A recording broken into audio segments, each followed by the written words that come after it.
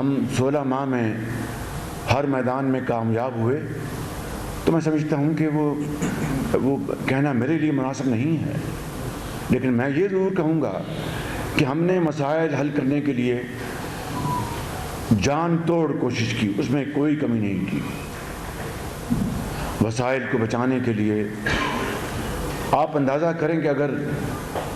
خدا نخواستہ پاکستان دیوالیہ ہو جاتا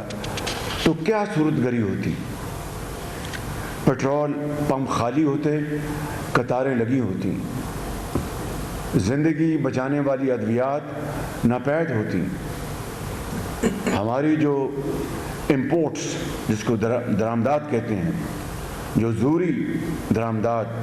تیل، ادویات، خوراک، مشینری، صنعت کے لیے، زراعت کے لیے، را مٹیریلز، خام مال، ان کی جو ایل سیز نہ کھل پاتی، اگر وہ کھلتی بھی تو باہر کے بینک اس کو منظور نہ کرتے، اس کو انڈورس نہ کرتے۔ آپ دکانوں پر قطاریں لگی ہوتی، دوائیاں نہ مل رہی ہوتی، روزمرہ کی اشیاء وہ نہ مل رہی ہوتی، پیٹرول کے اوپر قطاریں لگی ہوتی، بینکس کے اوپر چڑھائی ہو گئی ہوتی، لوگ پیسے اپنے بینکوں سے نکالنے کے لیے وہاں پر توڑ پھوڑ کر رہے ہوتے، صنعتوں سے لاکھوں لوگ بے روزگار ہو جاتے، اور جو ہمارے جو انٹرنیشنل جو انسٹیٹیوشنز ہیں ان کو آپ کو ایک اپنا دھیلا بھی نہ ملتا، اگر کوئی دیتا بھی تو بہت مہنگے داموں کے اوپر،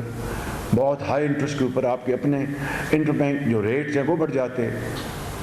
قصہ کو ہوتا کہ لاکھوں لوگ بے روزگار ہوتے، یہاں پر ایک خدا نخواستہ ہنگامہ ہوتا، ہر طرف جلوس نکل رہے ہوتے۔ یہ ہے وہ ایک کانسیکوینشل ایک امپیکٹ خدا نخواستہ اگر پاکستان دیوالیہ ہو جاتا۔ تو میری نظر میں پاکستان کو دیوالیہ پن سے بچانے کے لیے اللہ تعالیٰ نے جو ہماری مدد کی، اور میں اپنے قائد محمد نواز شریف اور مخلوط حکومت کا شکر گزار ہوں کہ انہوں نے پورا اس میں ساتھ دیا۔ اب آگے چلتے ہیں تو آپ دیکھیں کہ ہم نے بجٹ میں یوتھ پیکج دیا، میں تفصیل میں نہیں جا رہا، جس میں ووکیشنل ٹریننگ کے لیے یوتھ لونز اربوں روپے کے دیے، ہم نے سپورٹس کے لیے لیپ ٹاپس دیے، جو ماضی کا نواز شریف کی لیڈرشپ میں ایک تسلسل ہے۔ پھر آپ نے دیکھا کہ آئی ایم ایف کے معاہدہ کے وقت میں نے اس بات کا مطالبہ کیا کہ 200 یونٹ استعمال کرنے والا گھریلو صارف، اس کے اوپر ہم اضافی بوجھ نہیں پڑنے دیں گے۔ ہم نے 300 کی بات کی، آئی ایم ایف نے کہا کہ 200 تک آپ ہم مان لیتے ہیں، نہیں بڑھنے دیا ہم نے۔ یہ 63% بنتا ہے پاکستان کے گھریلو صارفین کا،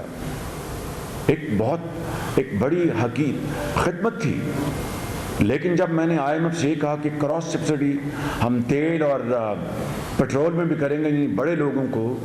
ان کو ہیوی ٹیکس لگائیں گے تیل کے اوپر اور ان کے بڑی گاڑیوں کے پیٹرول کے کنزمپشن کے اوپر، اور وہ جو اضافی رقوم ہوں گی اس کو ہم استعمال کریں گے غریب آدمی کے لیے، موٹر سائیکل والے کے لیے تیل اور پیٹرول کا اس کو سستا کرنا۔ انہوں نے کہا جی یہ آپ نہیں کر سکتے۔ اب ہمارے ہاتھ بدے ہوئے تھے، میں نے پوری کوشش کی، ان کے جی اگر آپ یہ مطالبہ کریں گے تو ہم اس مطالبے کو آپ کا قطعاً کسی صورت بھی منظور نہیں کریں گے۔ مگر پھر آپ نے دیکھا کہ پاکستان کی تاریخ میں پہلی مرتبہ ہر سال پنجاب میں جب میاں نواز شریف صاحب وزیر اعظم تھے، یہاں پر رمضان پیکج دیا جاتا تھا جس کے اوپر اربوں روپے خرچ ہوتے تھے، مگر یہ پہلی مرتبہ ہے کہ غریب عوام کی جو مہنگائی کے ہاتھوں جو بدحالی تھی اس کو سامنے رکھ کر مفت آٹے کا پروگرام بنایا گیا رمضان شریف میں۔ 70 ارب روپے اس کے اوپر خرچ ہوئے۔ تو کیا تھا کہ غریب عوام کی جو بدحالی، اس کی حوالے سے ایک دل میں درد، اس کا خیال، اس کا احساس۔ تو یہ وہ حالات ہیں کہ انتہائی محدود وقت میں اور انتہائی مشکل جو ٹائم تھا اور بہت ہی محدود وسائل تھے،